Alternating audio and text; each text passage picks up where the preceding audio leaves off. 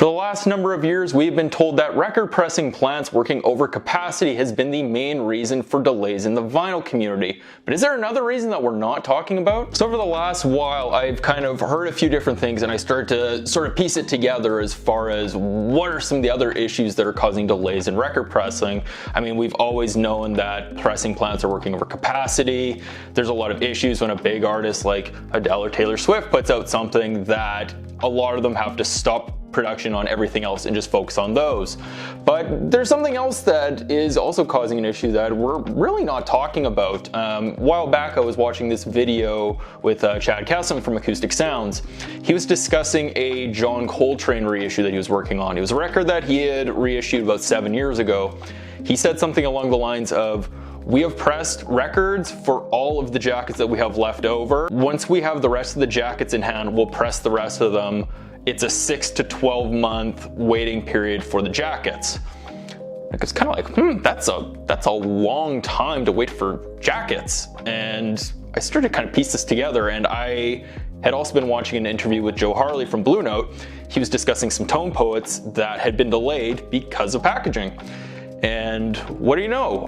Mobile Fidelity Sound Lab has also had a number of production issues with getting things out on time or being able to actually give accurate timelines for when things will be coming to your hands.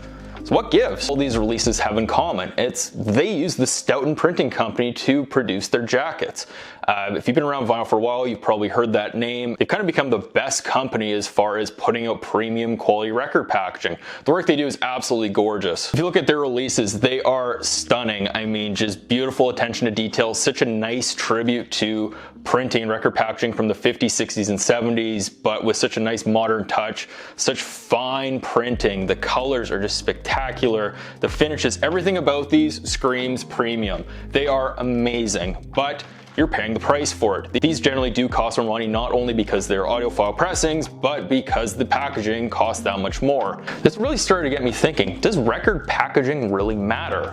I mean, I think there are some subconscious things where we're paying more money for a premium product. We want something that looks great on our shelf, feels good in our hands, gives you something to really look at and appreciate and enjoy. But when it comes down to it, is this worth the extra money and the extra time it takes? Would you be willing to get your records a little bit faster and a little bit cheaper if they came in generic packaging? For example, when you compare the Blue Note Tone Poet series that are in these gorgeous Stoughton jackets to the Blue Note Classic series that are in these very thin cardboard packages, there are some quality control issues, but the only real difference in the product itself is the packaging, and one costs on average $10 more. When you think about all the steps to getting a record pressed, whether that's securing the rights to the music, getting the tapes, finding a mastering engineer, getting time at a pressing plant to get your record pressed, adding in 6 to 12 months in that period just for packaging is a significant step in your project. I've only been really disappointed in the packaging of a record a couple times, and this was usually when I ordered it online, didn't know what the packaging was going to be,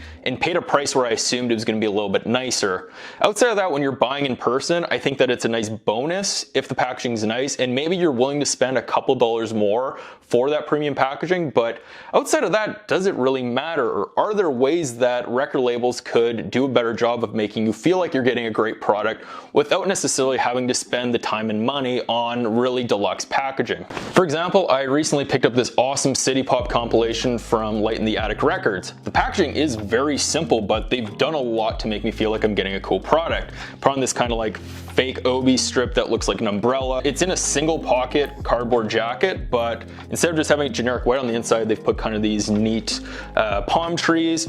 They've included a poster insert, and there's picture sleeves. Instead of having to go to a really specialized company like Stoughton, stuff like this can be printed, cut, and assembled at just about any pressing plant for a couple of bucks instead of having to pay all this extra money. Don't get me wrong, I love this, and I think this is such an amazing tribute to amazing music, but at the same time, I buy a lot less of these than I do the Blue Note Classic series. The less money something costs, the more I can buy of it. So I really want to start a discussion. Does the record packaging matter? Are you willing to save a little bit more money and get your records a little bit more often if they have basic generic packaging? Should labels do more to make you feel like you're getting your money's worth, whether that be adding posters, inserts, picture sleeves, stickers, just these little touches that they can make you feel like you're getting your money's worth while you're actually saving money and they're saving time.